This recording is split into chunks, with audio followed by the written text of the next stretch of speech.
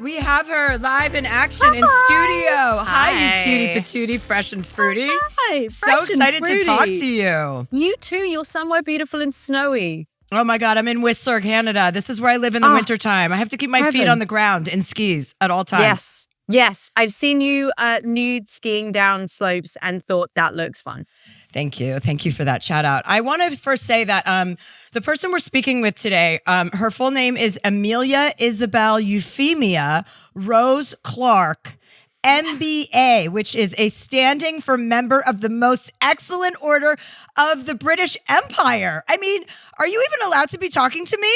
It's quite a title. I know. That is so funny. My parents didn't know what to call me, so they called me everything. That's how that goes. It's very euphonious, though. All of those names kind of like, if you can remember them all, they kind of roll off the tongue. They do ultimately roll off the tongue, yes. But it's a good like test of the memory. I'll know if something's gone wrong if I can remember how to say my full name. Absolutely. Okay, where am I getting you from today? Where in the world are you, Emilia? I am in a hotel room in New York. Oh, okay. Yes. How's that going? It's good. Today's day one. We'll see how it goes. Oh, good. I don't know. Today's day one of your press tour. Yes. You're promoting before. We're going to first talk about the show you're here to promote, which is called Ponies. Yes. I saw a bunch of episodes already. You did. I did. You know one of my other favorite people is Haley Lou Richardson. So Don't we love her? Yes, of course. And Susanna Fogel, who directs this whole project, is another friend of mine. Oh my God. Okay, then you love us. This is fabulous. This is a warm room. I like it. Absolutely. You're welcome. Yes. I'm a fan of all of the things. So tell me about what it was like working with Haley Lou, because you guys are so good together. I mean, heaven. She is literally my sister. She's my itty bitty baby sister. I love her with my whole heart. I have never met another human being like her. I never will. As long as I live, she's very I want her unique. in my life forever. Yes. I listened to her episode with you guys. She's just the most beautiful, pure spirit. Like, she is such a pure, rare human who just is so full of love and like if you paid her to be mean to someone, she couldn't do it. Like, it's physically impossible. She's so lovable. Like, she's so quirky and lovable. And it's almost like she's an actress who's just like she did my podcast and then she was leaving. She was moving to Arizona. And I'm like, Haley, why are you doing such a thing? And she's like, I don't know. My family's there and, I'll just come. Well, this happened while we were filming. She was like, I'm moving to Arizona. We looked at the houses. She found the house that she liked. She did the thing and was doing this huge move. She's so impressive in so many ways. She takes such big risks that to me sound like terrifying. And to her, she's like, this just feels like something I want to do right now. Like, she follows her intuition. She follows how she feels. She's just remarkable and amazing. We're going to dedicate this podcast episode to Haley Lou. There we go. Shout out to the Haley Lou. Yeah. Did you get her book of poetry that she wrote? Of course I did. Okay, good. Yes, I did. Good. She's so cutie patootie. Yes. I love her so popped much. that on my little Instagram. Nice Russian, by the way. Did you have to learn Russian for this role? I mean, yeah. This was massive. This was like the biggest. I have never worked harder on any job ever, and I never will again. It was literally like half my lines are Russian. I did not speak Russian. I'm not a linguist. I speak English, and I pretend that I can speak French, and that's pretty much it. Well, you speak the Queen's English, so that's actually I speak the Queen's English. That's a feather in your pocket as well. You speak the proper English. Okay, double language, double English. Yeah.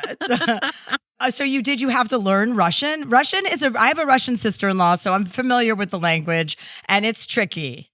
It's so, the sounds are not like, you don't hear Slavic sounds all the time in Europe. Like, it's not a sound that I'm hearing all the time. So I just couldn't get my mouth around it for half of it. And so I had this incredible dialect coach who was completely remarkable.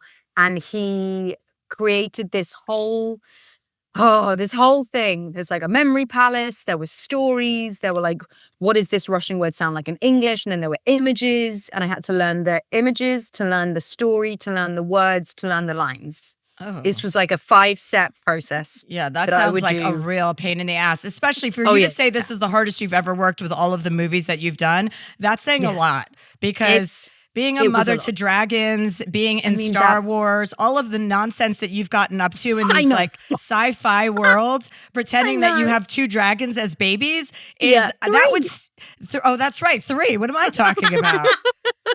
You know what? It's so funny. I just came back from Antarctica, and they have these icebergs, right? You go on these Yeah. excursions, and the icebergs are so massive that you get on kayaks, and you're like kind of, you're riding around and you're circling the icebergs, and then they're so big that when you get closer, they kind of undulate and they Oh, go up wow. and down. And I said, I was Wow. like, this is like one of those dragons from Game of Yes. Thrones. I was like, this is like a real life eating, breathing thing that's alive.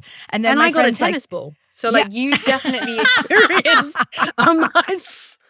you're looking at a more- tennis ball when we're looking at a dragon.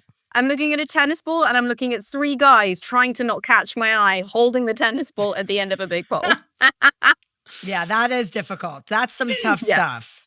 That was tough.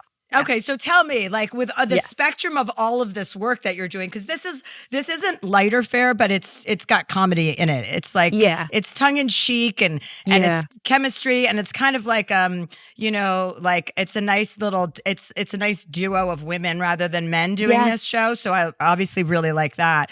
But with everything you do, I am interested in your process and how you break things down. Like, how do you look at acting and how do you take on these roles, whether it's something totally sci-fi or whether it's more rooted in this is a period piece that takes place in Russia a long time ago. But like, how do you approach all of that? Okay, so it's definitely changed throughout the years. I mean, I started pretty much on Game of Thrones and I was pretty much straight out of drama school, like a year out of drama school. So I, on Game of Thrones, used to hide between parked cars to prepare because I needed to prepare. And I needed like space and time and like, I'm having a panic attack and what am I doing? And this is my first big job. And the ADs, I didn't understand that an AD's job was to like make sure they knew where you were. And that's their job. I would be like, why do they want me? Why are people calling my name? Like, this is, just give me a minute. Like and then I realized that they had to, and I was not helping them by hiding. And so I think that in the beginning, it was very much like drama school training. There's a right way to do this. I'm goody two shoes. I want to do the right. I don't want to upset anyone. I want to do the right damn thing. So that was it. And I found that when you're on a set, the people, you have your stand-ins to do the lighting, right? And I used to be like, but if I do my own stand-in stuff, then I get to have some alone time to prepare. And then you do other jobs and you're like, I can't keep this up. This is just not, I can't keep this shtick up. First of all, it's a surprise to hear that there were cars on the set of Game of Thrones. Okay, so that's a spoiler alert right there. I had no idea you guys were dealing with any sort of modern day machinery. In between the dragons.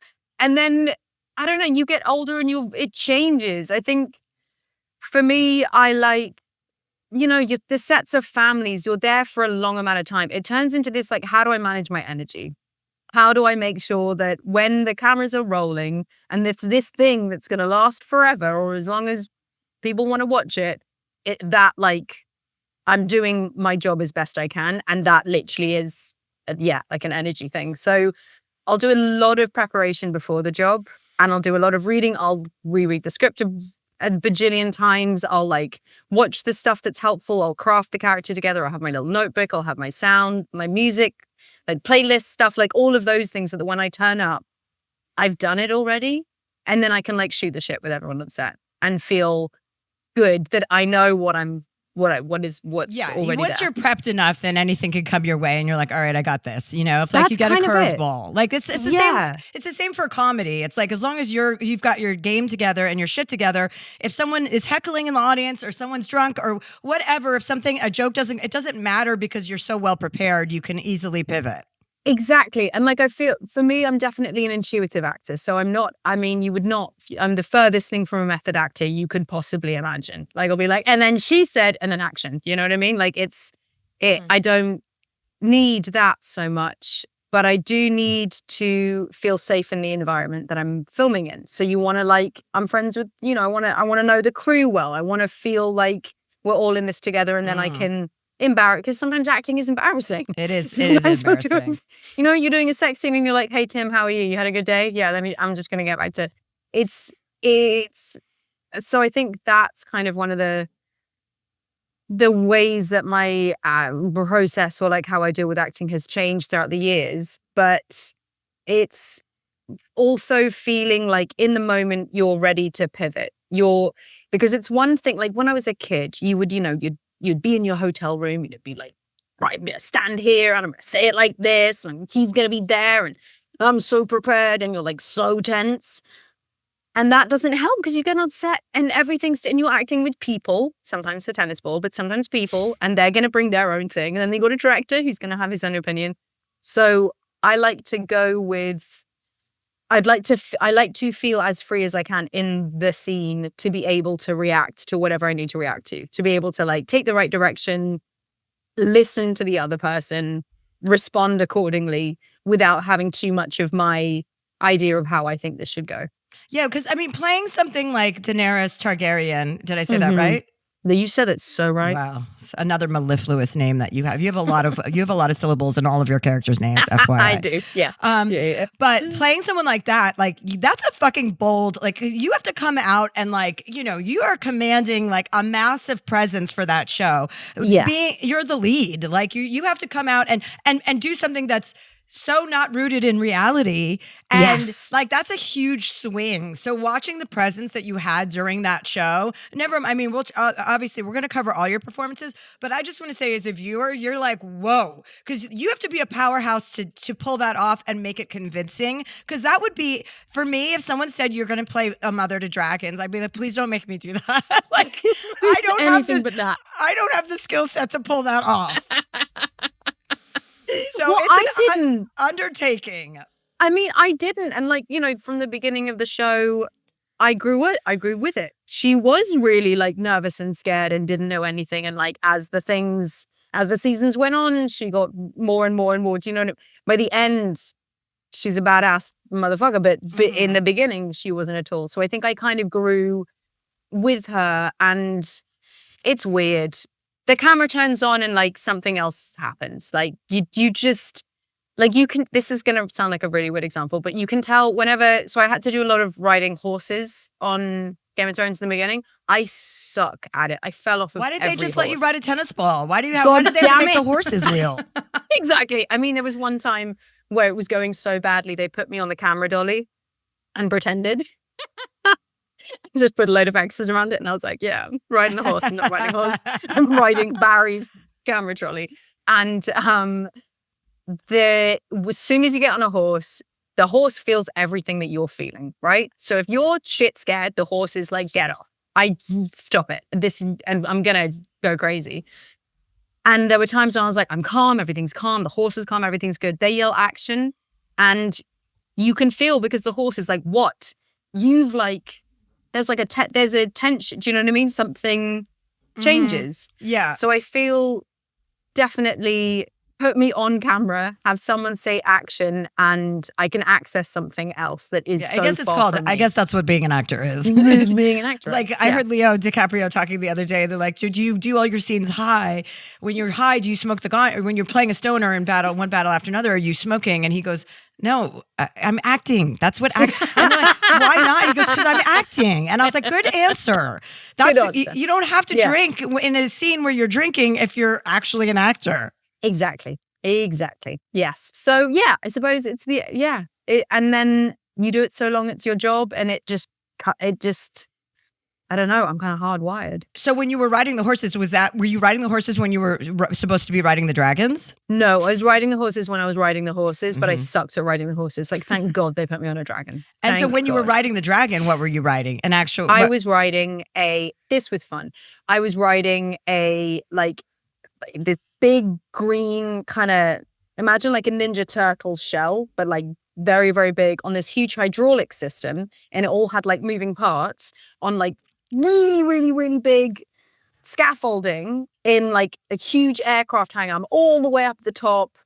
And they have it on a like program, which makes sense to it took a day to film 2 minutes worth of me on a dragon, basically. Really?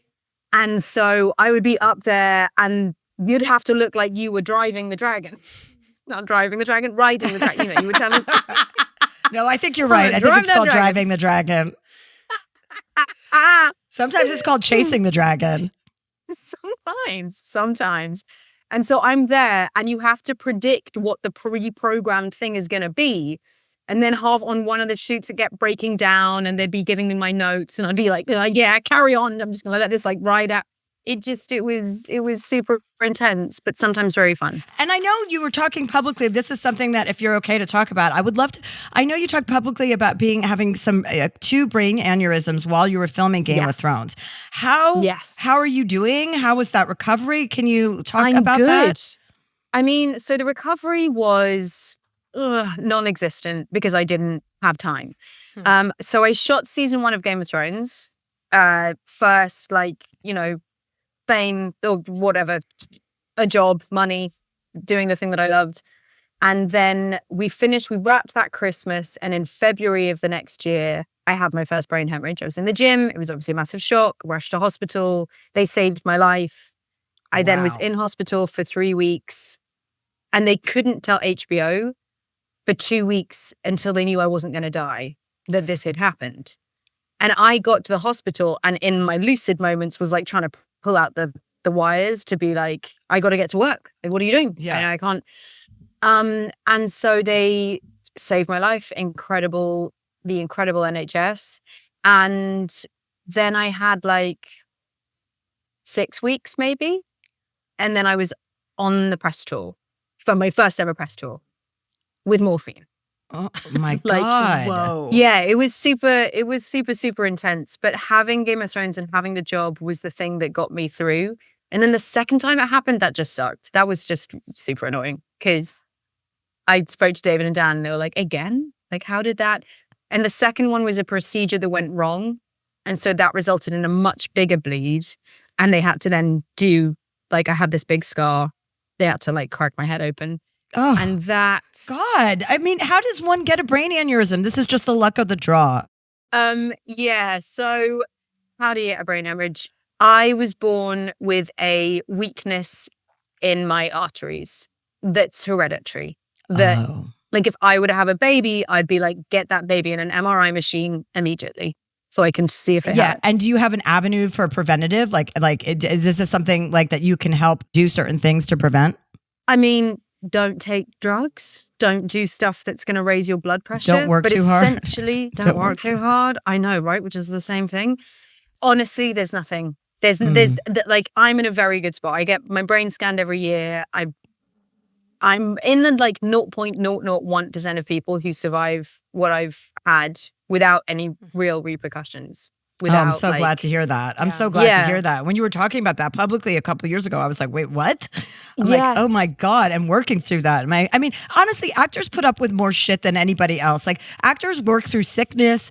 And I mean, I know I'm not an actor, I'm a comedian, but I worked through we act like we're saving lives. We work through any sort of sickness. Anything. I know. Don't understand. COVID was such a shock because that was the first time I'd ever, ever, ever had anyone on any set be like, you're not well? Do you need to come in? You don't have to work today. Yeah, brain hemorrhages, broken ribs, broken hips. I did a whole job without realizing I'd broken my hip. The show must go on. Yeah, apparently the show must go on. So what is an ideal day off like for you? If you had your druthers and you have nothing to do and nothing scheduled, what would it look like? Okay, so it would look like seeing friends. It would look like going for a very lovely dinner. It would look like get the papers, read my books, go for walks, go out. Are you a big book reader? Theater. I'm a massive reader. Yeah. What's the last book that you've read that you loved? That I loved. I did the whole of the Booker Prize list because I'm a nerd. Yeah. And my favorite one on that was this book called Sea Scrapper by Benjamin Wood. It's only itty bitty, it's tiny, and it's incredible. Oh, thank you. We like book recommendations for our audience. They're readers.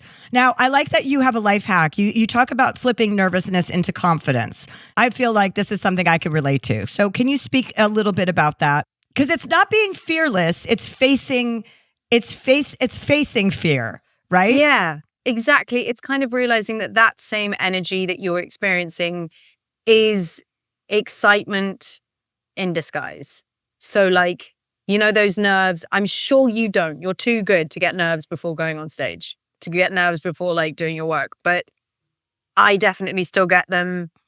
Or even just like, I don't know, you're going to a dinner and you know one person and you're like, fuck, I'm out of my comfort zone. It's the same like energy frequency as excitement. You've just got adrenaline. You've just got like excess adrenaline, which is all that is your body telling you that you're ready and prepared for anything.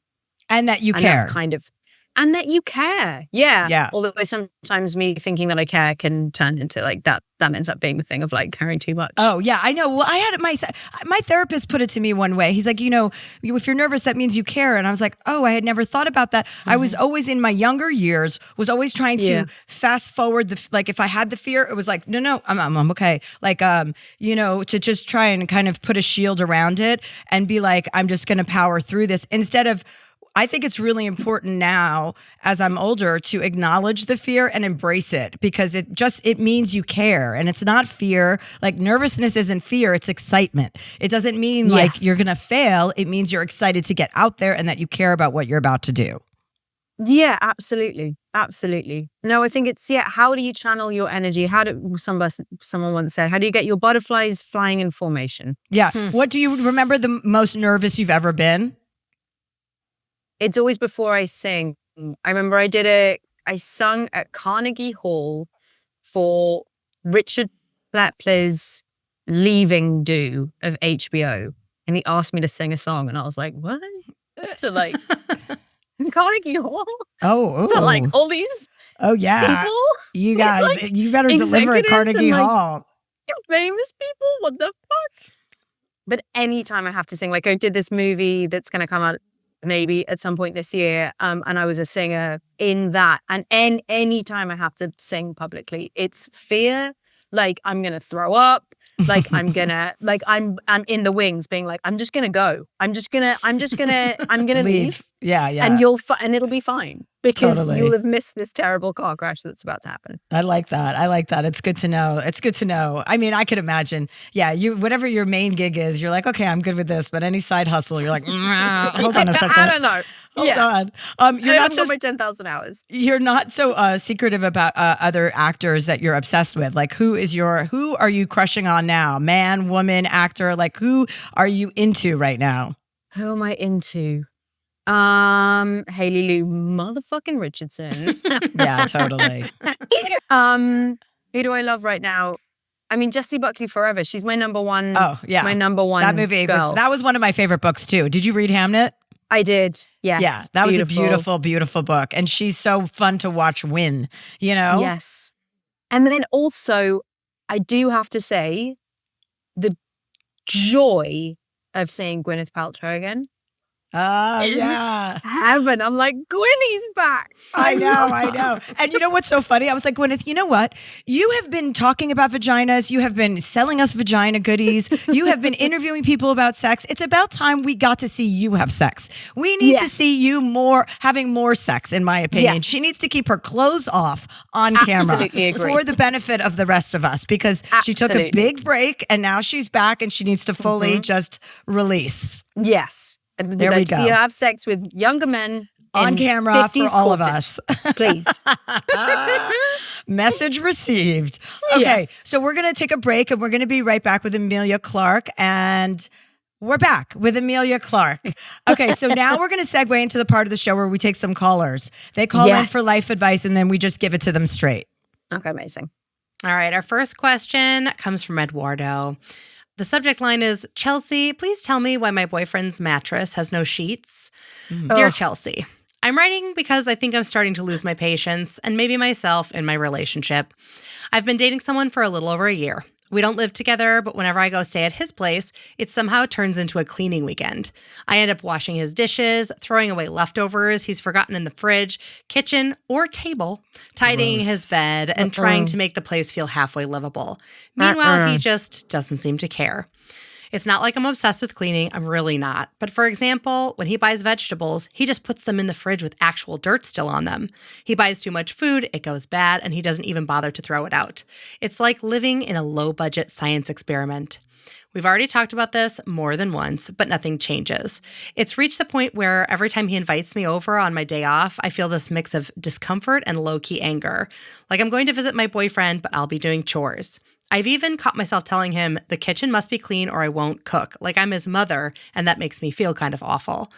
Last week, I noticed his sheets were really dirty, so I took them off and put them in the washer before I left. 6 days later, when I came back to spend my weekend off with him, the mattress was still bare. He had been sleeping on a blanket I'd left on the bed, just waiting for the sheets to dry for 6 days. As soon as I saw the bed, I felt tired already and honestly just wanted to go back home. The real problem is that when I try to talk about how I feel about the mess, he tends to dismiss it or make a joke. I want to be with someone I can grow with, not someone I have to parent. So Chelsea, what do you think? Am I overreacting, or is this the universe's way of telling me it's time to clean up more than just his kitchen? With love and a pair of dish gloves from Buenos Aires, Eduardo. Okay, Eduardo, it's a wrap on this. First of all, heavy. There is nothing grosser than when men do not know how to be hygienic in their own place. I had a girlfriend that was dealing with this. My girlfriend was dealing with a guy. She had a long distance relationship and she went to his house and it was the same situation. She said she was so grossed out by the way he lived and how unkempt he was, like how he would, like the kitchen and the sheets. It's a real sign of someone's personality when they can't like figure out how to adult and grow up. You know what I mean? Like it's a real sign of like, and then bringing it to their attention. That should be one and done conversation. Like if they're interested in maintaining this relationship and that's important to you, the hygiene of their house where you're spending time, not taking sheets out of a dryer or a washer for 6 days is disgusting. Sleeping on a bare mattress as an adult is disgusting. So like it's not going to change. If you have to decide if this is a deal breaker, it would be for me. It would totally be a deal breaker for me. I mean, I've never been with someone gross like that, but I mean, men can be gross, but this is a gay man, it sounds like. So I don't know. That was what I was most surprised what his problem by. is. I was shocked to see Eduardo at the end of this. I'm like, you would expect this from a straight man, but not a gay man. You would expect this from like a hetero man, not a gay man. So, but there's exceptions to all rules. But I mean, I don't know. Emilia, what do you think? Would you be down to party with someone? Fucking kidding? No, absolutely categorically not. The damn sheets on the bed. If you don't know how to take care of yourself, how on earth are you going to take care of me? Right. Well, there you go. There we go. Period. End of story. Done. But also, clean. It's gross. Also, buying vegetables and then not rinsing them off in the sink. Like even I know about that. Like that is so ridiculous. All of it is just kind of an ick. Yeah. No, but also it just speaks to like a bigger thing of this man clearly doesn't think much of himself and isn't like. Right. He doesn't sound like he knows what's up with him. So how on earth could you trust your happiness and yourself and your romance? What, like this? You're like having sexual relations on a mattress with no shit. Yeah, exactly. All of it. It's no-go. Just making me really deeply uncomfortable. This gorgeous man needs to get out of this, like yesterday. Also, you should only have to have one conversation about a serious topic in your relationship. In my humble opinion, you should have one serious conversation about something that's important to you. And if that person isn't receptive and makes changes, knowing how important it is to you, then it's a moot point. There's no point to discuss it over and over ad infinitum. And that's the end of that story. What's next, Catherine? Okay, well, our first caller today is Jared. And Jared says, 10 years ago, I moved my queer black ass from the East Coast to San Diego to get sober. Then 2 years ago, I moved to LA to be in a more creative and cosmopolitan scene. I had a remote job, but that ended a little over a year ago. I've spent the last year taking every possible action to earn an income, but I cannot get hired to save my life. It's almost comical at this point. I got snubbed for a job bagging groceries at Trader Joe's. My car is busted and not eligible to drive Uber. I'm 100% pro-sex work, but I don't think my 43-year-old stock would command a livable wage. My retirement is gone. That old bourbon and cocaine habit wasn't exactly 401k friendly, and there's no secret family money, and I'm in a program to help me earn effectively. Throughout all this, losing the job, losing my dog, the space away from boring desk jobs, I've seen my little creative queen come out of her shell. I can't believe all the talent and joy I suppressed for so many years, especially writing and performing. I'm afraid to say it, Chelsea, but I want to learn to be a comedy writer and maybe do stand-up. I know I can't just start doing open mics and expect to pay rent, and even though I'm still applying to big boy office jobs, I don't want to stifle my creativity again. Now here I am, mid-40s, broke, embarrassed that I want to start over as a comedian while my peers are buying vacation homes, living off alimony, and sending kids to college. So Chelsea, how do I balance getting out of financial and emotional survival mode while also trying to enter a new industry? I didn't move to LA to be in quote-unquote Hollywood, yuck, but I did move to be more of myself. I've always been told I have a special talent and energy, and that I should get hired just to be myself. I just don't know what to do in order to get the ball rolling and not end up evicted or in another soulless job in the process. Am I too old to start over, Chelsea? What do I need to do to be strong and confident, to make a living, spreading light, and making others feel better? Sincerely, Jared. Hi, Jared. Hey, Chelsea. Hi, Jared. This is our special guest, Emilia Clarke, is here today. Hi. Hey, Emilia. Great to see you all. Oh, great to see you. Well, I mean, first of all, a couple things. Like, this is happy that you are. Your letter says a lot of things. It says like you're in a transitional period in your life. You're also like, you're broke and you're out of work. But while that could be your like, you know, a lot of lower, like the lowest point for many people, you're also discovering that you have some other like creative outlets that you want to explore. And I think that's a great thing. I think you need to focus on getting a job. We need to get you a job so you have money coming in so you can pay your rent. And then comedy's at nighttime. So don't like, they don't have to preclude each other. Like you can do both of those things. You know what I mean? You need to be financially stable. That's the main priority, I think, for you right now. So we need to get you a job. And then once you're like situated in that, then you could spend your time going to open mics and exploring all of the stand-up. You know, stand-up's not going anywhere. So, and I wouldn't worry about what age you are. Like people rediscover themselves throughout their entire lives. There's no age. Don't you agree, Emilia? There's no expiration date of when you can become something or start anew. I think the most important thing is to recognize that you do have that desire. And okay, now you're going to make a plan forward. Like the job, it's for sustainability and like your support. It's not to give you everything in life because you're going to go look for that with comedy and other places. So I think that makes it easier probably to kind of look for a broader spectrum of jobs than maybe you were looking for initially. That's awesome. Yeah, keeping an open mind for sure. Comedy's at night. That's a great reminder. Although nighttime is hard for me. Yeah, nobody's doing comedy in the mornings, so don't worry about that. You're not missing out during the day. Perfect. Yeah. And Jared, I know when I was in a similar situation, like before I got into podcasting, I was sort of like, okay, I'm going for these marketing gigs. It's like, quote unquote, what I know how to do, even though I was already like doing podcasting on the side. And finally, I was just like, fuck it. I'm going to go after the jobs that are like actually in the field I want to be in rather than sort of selling myself short going for these other things. And like, it might be an entry level thing, but at the same time, like, I would set yourself up for success and like start moving toward, even if it's like super, super entry level or something really part-time, like just see what's out there in where you want to be.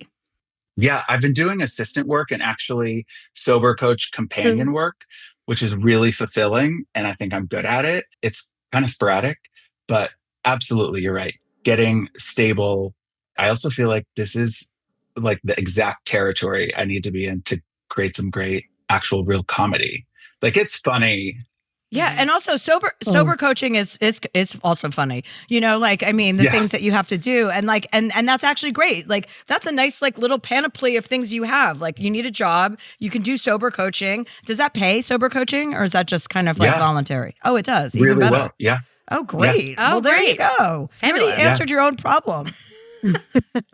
Emilia, was there anything that you did when you were like working in catering or whatever else to sort of make sure that you were working on your craft all of the time or not letting sort of that creative spark die?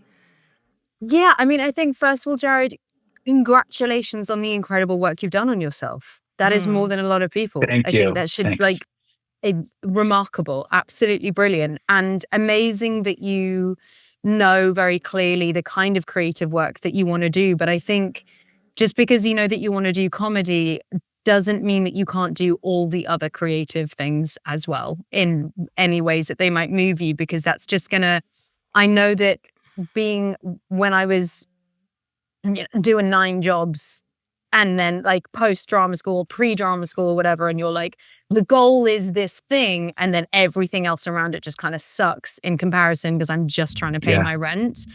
And I think that so then if whatever other creative avenues you can explore for fun, without any pressure, without any like, this is what I have to do with the rest of my life. This is, you know, whether you're like something arty or something musical or something, you know, in the kitchen or whatever it is, to make sure that your soul is still being fulfilled. Because I know that when I worked at a call center and a bar, I got depressed. I got sad. I got really, really sad. Like, where you're like, I'm doing the job thing, but I get to do none of the other stuff. I'm not missing out because I'm not getting paid to do this other stuff that I've decided that's what my career is going to be. Then everything else sort of pales into comparison. So I think whatever other ways you can do to make sure that your joy bucket is still being, you know, full. Yeah. And don't think of anything as like, as permanent. You know what I mean? You kind of have to like, we always get this like idea of like the final, like we don't think, like I remember when I waited tables for like 10 years or 7 years, it felt like 10, but I just wanted my life to begin. Like that was, I was like, this isn't my life. Meanwhile, that was my life. Like that was my life during that time, but I didn't think my life began until I started to have some success. And I kind of like, I didn't miss those moments. But I miss knowing that this wasn't forever either. Like I was so impatient about getting where I wanted to go that it's really important to remember the ride is as important as the destination. Like what you do to get there and knowing that you're not going to be doing anything forever permanently. You know what I mean? Or a situation you're in is never going to be permanent. So to know like you're working towards something, and while you're working towards that, to enjoy all of the things that go with it. Awesome. Yeah. And then also, what does success in comedy look like? Because you know that fame isn't real, right? It isn't. Understanding, okay, on a daily basis, what would success feel like being in doing the thing that you love to do without having the like, in order to, you know, be, because it's not, you know, always the nicest experience. And exactly as Chelsea was saying, the bits on the way there, that's the fun. That's the good time. That's the like, Chelsea, do you agree with me or no? Yeah, well, I know you actually have a great quote about that, Emilia, where you talk about like it's getting what you need out of the work, right? And you know, your reviews don't matter. It's actually like what are you getting out of what are you doing? Because we always, there's like, we have this kind of success system, which means we're noticed, we're famous, we're successful. And that's not the measure of success. That's kind of, it's illusory and it's not real, like Emilia's saying. Even though it looks, you know, from the outside, it can look like that's what you want to attain, but it's really much more full-bodied than that. Yeah, connecting with people, making them laugh, sharing spreading joy, bringing humor, you know, making sure you're like, and you seem like you have a very high spirit, like you're on a nice high frequency. So like, make sure you're bringing that, you know, with everything you do. And then it kind of all blends together. I know my life blends together, my professional, my private, all of it's kind of like all washed together because that's the kind of vibe I want to have is like, I'm not, you know, I don't take it too seriously. I'm not precious about my work. I'm like just truthful and honest. And I know that's my kind of thing. Like I'm going to say it like it is. And that's what people like about me. And I like that about myself. So it's like, you know, just being very authentic to who you are in the process, I think is, and Emilia, that's something that, you know, I could recognize in you too, you know, like what you're bringing to all of these different roles. And especially even in this last show, she's on here to promote a new show called PONIES, which is on Peacock. It's just like, I can see the humanity in you and everything that you do. And I would say that is something to aim for as a creative, to be as authentic as you can in every endeavor. And that includes the shit you don't like to do also. Yeah. That's great. You can be really authentic then. Yeah. Okay. Well, good luck to you. I'm so happy you called in. Thank you so much. Really appreciate it. Awesome. Thanks, Jared. Bye, Jared. Thanks.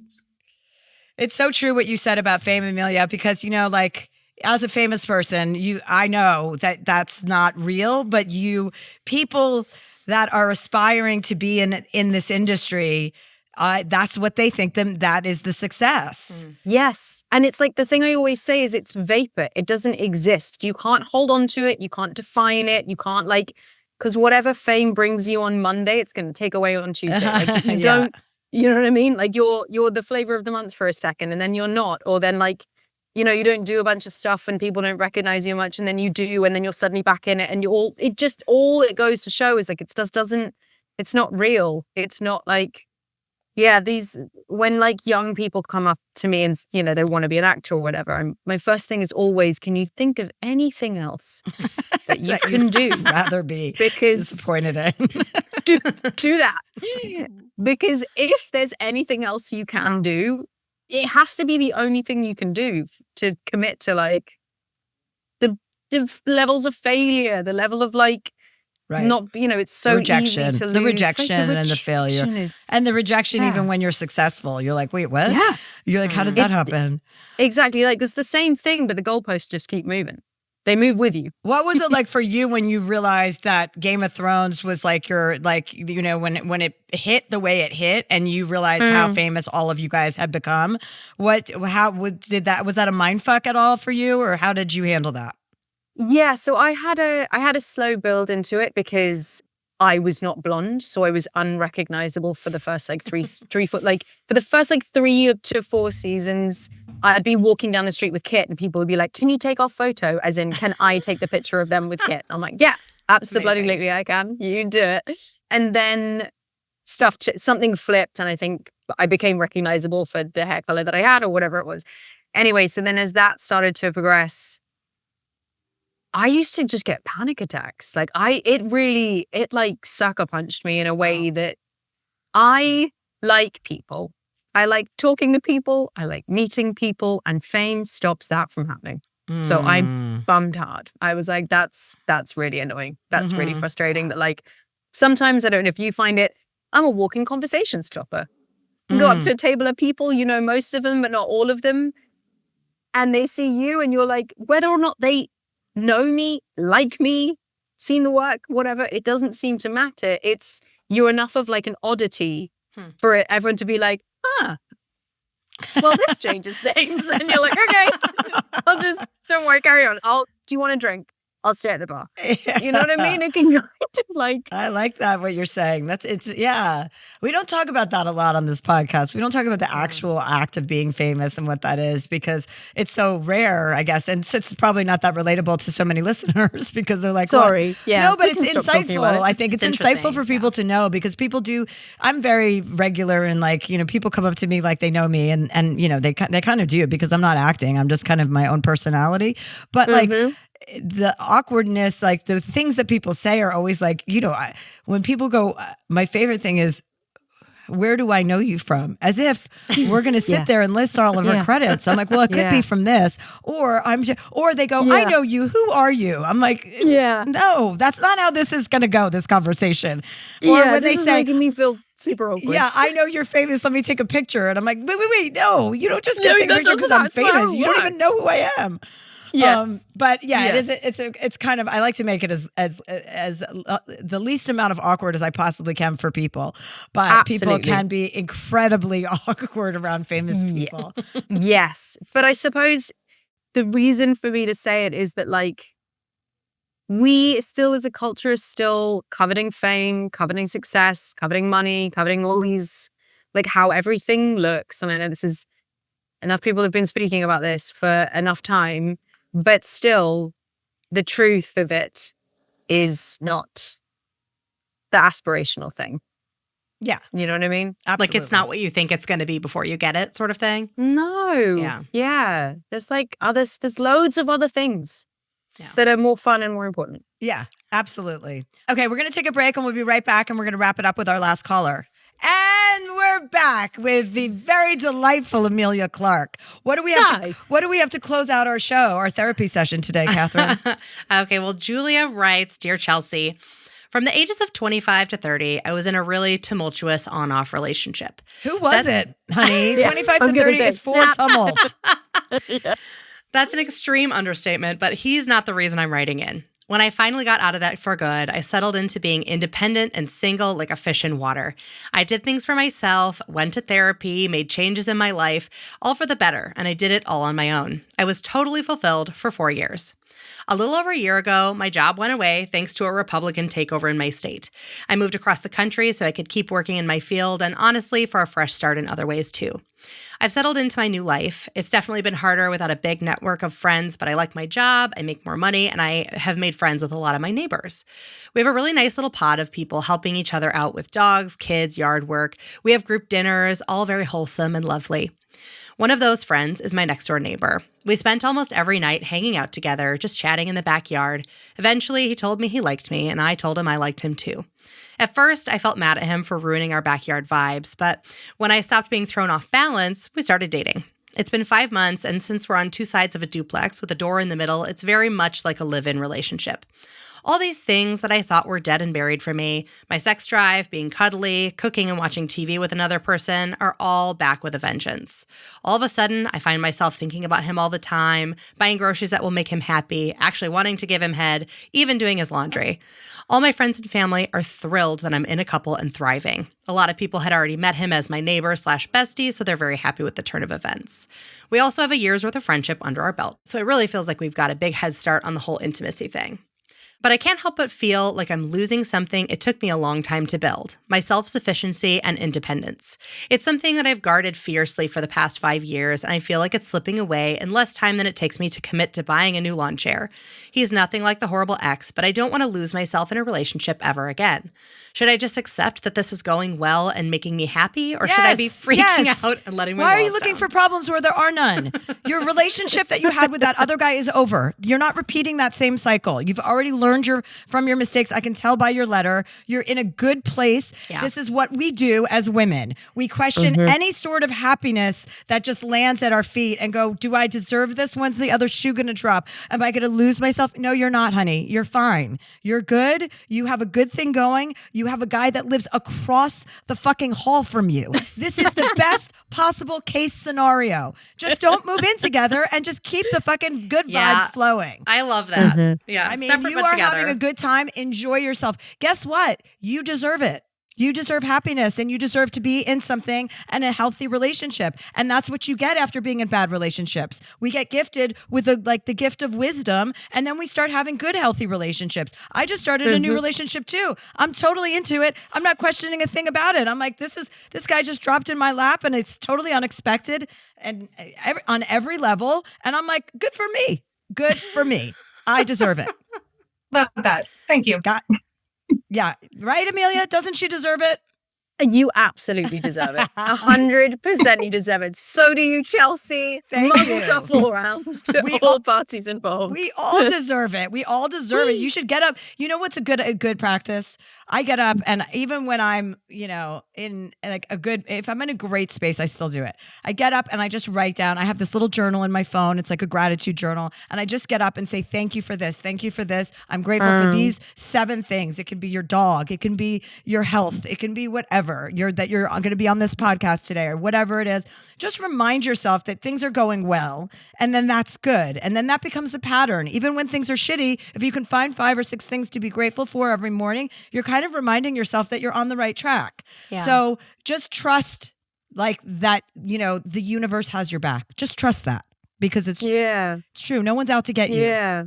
The only other thing that I'd say to add to it is that if only to just calm your brain, to continue to do 1 or 2 of the things that you did as a single woman for you that doesn't include this beautiful man who's entered your life, right? So that you're in a lovely relationship, but you're also able to still go to the movies on your own, go do your shopping on your own, take a day just for yourself, be like, hey babe, I know I'm right next door, we could hang out, but actually I just want to have a couple of hours to read on my own, or whatever it is that you do and did love about being single. Because I think that it can be, as someone who's been single a bunch in my life, I think that it can be very hard to give it up because it feels so like I got myself together. Like this is my space, my time, I get to decide all of these wonderful things. And so, when the guy does come, then you're like, whoa, hang on, you're messing with my ecosystem. But I completely agree with Chelsea that like, enjoy. If you're having a good time, and if you keep waking up every morning wanting to see him and wanting to have a good time and give him head, delightful. Then, crack on, have a lovely time. But then give yourself the hours or the days or the half or minutes or whatever it is in your week that is just doing something for you. And then that'll just calm whatever worries you might have about like losing any sense of self-sufficiency that you have. And to add to that, don't forget about your girlfriends too. So like whether that's like a standing date once a week or whatever with your girlfriends or like mates before dates. Yes. Right. Always. Well, he's also my mate, but double whammy. Okay, then you're good. You're in such a beautiful position to start this year. This is wonderful. I think so too. I'm sorry. It's a silly reason to call in. No, it's good. It's positive vibes. And Yeah. it's good for our listeners to hear about that. So I'm glad you called in, but you don't have any problems. Anyway, so it was nice to meet you. Good luck. Thanks, Julia. Lovely to meet you. Take Lovely care. to meet you. Bye. Thank you. You're Bye. absolutely welcome. But I think like being aware of it is half of the battle because so many people do lose themselves in whatever relationship they're in, right? It's like the runaway bride thing of like, she doesn't know how she likes her eggs. She just likes them however, whatever guy she's with at the time, likes them. I so thought I was the only person who quoted that ad nauseum, but I'm so glad you do too. I'm like, I don't Runaway know bride my quote? eggs. The amount of times I've fucking said that in my life. Yes, exactly. Okay, everybody. You can watch Ponies starring Emilia Clarke and Haley Lou Richardson. You can watch Ponies on the Peacock Network. Emilia Clarke, I'm so happy I got to talk to you. I just love you so much. Too. I think you're just such a breath of fresh air. Thanks. Thank you so much. It was so wonderful to meet you properly. Yes, and I hope to see you in person at some point. And have a wonderful press tour. Keep your Thank chin you. up. Yes. After talking about yourself for 3 days, I understand how annoying that can be. So yes, stay positive. I'm glad I got you on the front end. Okay. Thank you. Take care. Bye-bye. Okay, bye guys. The word of the week is euphonious. Adjective. Pleasant in sound, especially in speech. Agreeable to the ear. Euphonious. Used in a sentence, Euphemia is the most euphonious of Emilia's middle names. Euphonious.